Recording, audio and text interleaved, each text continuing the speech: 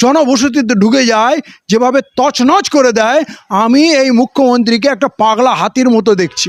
শুক্রবারিয়া কথাটা বলে কাউকে সম্বোধন করা মানে শুক্রবারের সঙ্গে মুসলমানদের সম্পর্ক আছে, এই কথাটাই খুব আপত্তিকর। একটা আন্দোলন হয়েছে, ছাত্রদের আন্দোলন, তাদেরকে আপনি শুক্রবারিয়া কেন বলবেন? সেখানে তো সব জাতি ধর্মের বর্ণের মানুষ সেখানে রয়েছে। তাহলে একটা মুখ্যমন্ত্রীর এই ধরনের কথা খুবই আপত্তিকর এবং নিন্দনীয়। দ্বিতীয় কথা, কি উচ্ছৃঙ্খল হয়েছে। আমরা তো শুভেন্দুবাবুর আন্দোলন দেখেছি, যখন তার লোকরা পাথর ছুঁড়েছে, পুলিশের গাড়িতে আগুন লাগিয়েছে, ভাঙচুর করেছে, যেখানে একজন পুলিশ অফিসারের মেরে চোখ খারাপ করে দিয়েছে, নষ্ট করে দিয়েছে, যেখানে দেখেছি ঘিরে তারা ডান্ডার বাড়ি একজন ঊর্ধ্বতন অফিসারকে মারছে, সে পড়ছে উঠছে আবার মার খাচ্ছে, প্রাণ বাঁচাতে গিয়ে একটা মসজিদে গিয়ে সে আশ্রয় নিয়েছে। এই শুক্রবারের আন্দোলনটা কি তার থেকেও বেশি উচ্ছৃঙ্খল ছিল? শুভেন্দুবাবুর মুখে সভ্যতা, শৃঙ্খলাবোধ এগুলো কি মানায়? অতএব অতিরঞ্জিত উনি করছেন এবং আপনাকে বলছি মিথ্যা বলছেন। ওই দিন কোনো উচ্ছৃঙ্খলতা হয়নি, পুলিশ অযাচিতভাবে লাঠিচার্জ করায় স্বাভাবিকভাবে ছাত্রদের কোনো প্রস্তুতি ছিল না।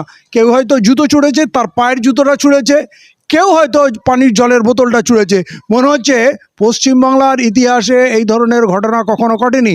আর সেইটা নিয়ে তার যা হুঙ্কার, এদেরকে আইডেন্টিফাই করে নেওয়া হয়েছে, কেউ ছাড় পাবে না। এই শুক্রবারিয়াদের ধরে আমি এমন শাস্তি দেবো 3 পুরুষ পর্যন্ত মনে রাখবে।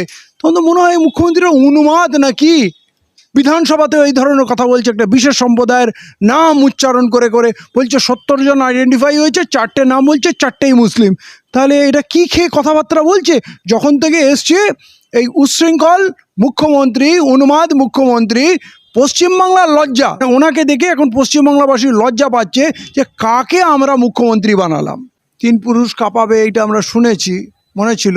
তো আজকে যা পরিস্থিতি, মনে হচ্ছে কি জানেন তো, একটা বাংলা সিনেমা এসেছিল, তাদের একটা গান ছিল, ফেটে গেল ফেসে গেল কালিরামের ঢোল। তো আজকে আমার মনে হচ্ছে শুভেন্দুবাবুর ডায়লগটার সঙ্গে এই ডায়লগটা ম্যাচ করে যাচ্ছে। 3 পুরুষ তো আমরা মনে রাখবো, 3 পুরুষ মনে রাখবো এই কারণে, কালকে ওনার একটা কেসে অমৃতা সিনহা বললেন মানুষকে একটু শান্তিতে থাকতে দেন। আপনি যখন থেকে এসছেন উৎপাত লাগিয়ে রেখেছেন, আপনি কোনো কাজ করেন না, খালি এইবারে হবে ওইবারে হবে বলেন, এইটা করলে হবে ওইটা করলে হবে, এই সব করতে থাকেন, গুলাতে থাকেন আর অশান্তি করছেন। আপনি মানুষকে একটু শান্তি দেয়, এটা আদালত বলছে এবং সেই কেসটাকে রিজেক্ট করা হলো। আজকে আরও একটা গুন্ডা দমন আইনে যে কেস উনি করেছিলেন 3 পুরুষ মনে রাখবেন, সেখানেও সমস্ত জিনিসের কোনো তথ্য প্রমাণ পাওয়া গেল না, তাদের বেল হয়ে গেল এবং এর এফআইআরও ডিলিট করতে হবে। মানে সে থুতু ফেলে চাঁটার মতো অবস্থা। তাহলে এই মুখ্যমন্ত্রী নিজের ভাবমূর্তি নষ্ট করছে, রাজ্যের উন্নয়নে মন না দিয়ে হিন্দু মুসলমান করে পরিবেশ নষ্ট করছে, এবং আমি হলফ করে বলতে পারি হিন্দুরা ছিচি করছে। উনি যে এই শুক্রবারিয়া করছেন, মুসলমানদের টাইট করে দেবো, ঘরে ঢুকিয়ে দেবো, 3 পুরুষ মনে রাখবে, উনি ভাবছেন এতে মনে হয় হিন্দুরা খুব খুশি হবে। কিন্তু হিন্দুরা ছিচি করছে, কারণ তিনি যা প্রতিশ্রুতি দিয়ে ক্ষমতা এসছেন তার একটাও কিন্তু পূরণ করেননি। 450 টাকার গ্যাসও লোক পায়নি, ভারতবর্ষের একই দামে পেট্রোল ডিজেলও পায়নি। ওনার কথা মতো এখনও সবাই অন্নপূর্ণার ভাণ্ডার পায়নি, যেটা বলেছিলেন প্রত্যেকে পাবে। কোনো ওয়েলফেয়ার স্কিম, জনকল্যাণকর কোনো স্কিম বন্ধ হবে না। ওনার 7 পে কমিশনও লাগু হয়নি, ওনার ডিএ ক্লিয়ারেন্স করা সেটাও হয়নি। ওই রাঁধুনিরা মিড ডে মিলে তাদের চাকরি গেছে, টোটোওয়ালাদের হালত খারাপ, আর চতুর্দিকে হাট বাজার ভেঙে, স্টেশন ভেঙে লক্ষ লক্ষ মানুষের জীবন জীবিকা তছনছ করে অস্থির করে দিয়েছে। একটা পাগলা হাতি যদি কোনো জনবসতিতে ঢুকে যায়, যেভাবে তছনছ করে দেয়, আমি এই মুখ্যমন্ত্রীকে একটা পাগলা হাতির মতো দেখছি। চরম অসভ্যতা। তাদেরকে মিথ্যা কেসের বিনায় ধরেছে, তাদের বিচার হবে আদালতে। আর যদি যে রিকনস্ট্রাকশনের যে ফর্মুলা দিচ্ছে, রিকনস্ট্রাকশন কোথায় হয়, কোনো একটা জায়গায় ঘটনা ঘটেছে সেখানে পুলিশ ছিল না, মার্ডার, খুব হিনিয়াস ক্রাইম হয়েছে, বড় ঘটনা।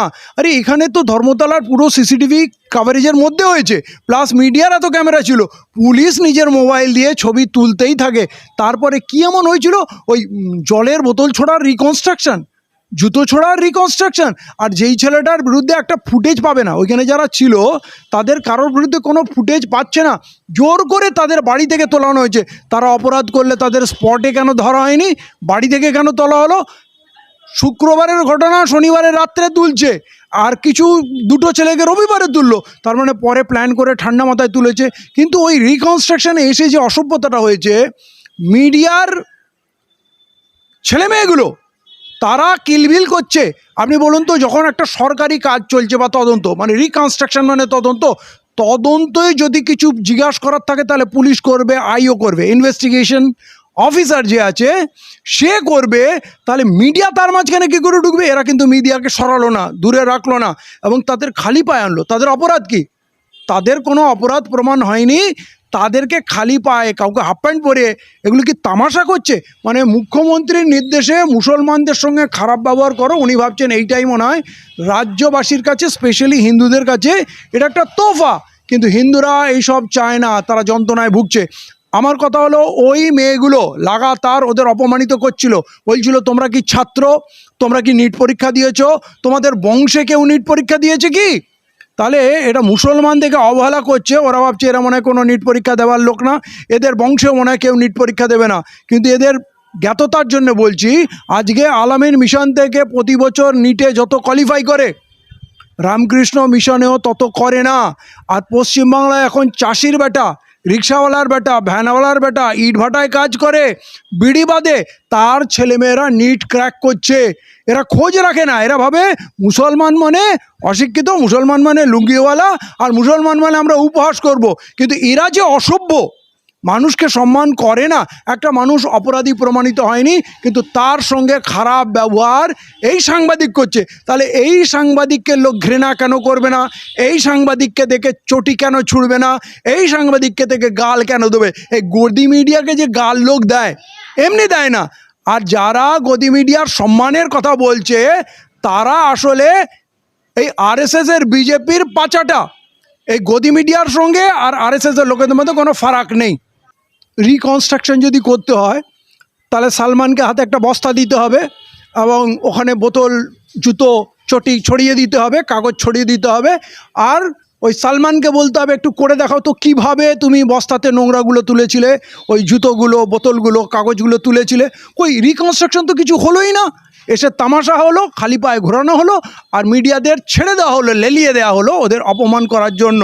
তাহলে সালমান তো কিছু করেনি, সালমানের কোনো অপরাধ নেই, এবং পুরো মেটিয়া পুরুষ এখন তো পুরো পশ্চিমবাংলার লোক তাকে জেনে নিল, এবং পুলিশ সালমানকে হিরো বানিয়ে দিল। এখন তার সম্বন্ধে লোক পড়ছে, জানছে, তার ফেসবুক প্রোফাইলে গিয়ে তার বক্তব্য শুনছে, এবং লোক বাহবা করছে, এ তো দারুণ ছেলে, একে তোমরা অপরাধী সাজাচ্ছ, এই তো কারোর উপরে হাত দেয় না, হাত দিতেও পারে না, এবং তার প্রতি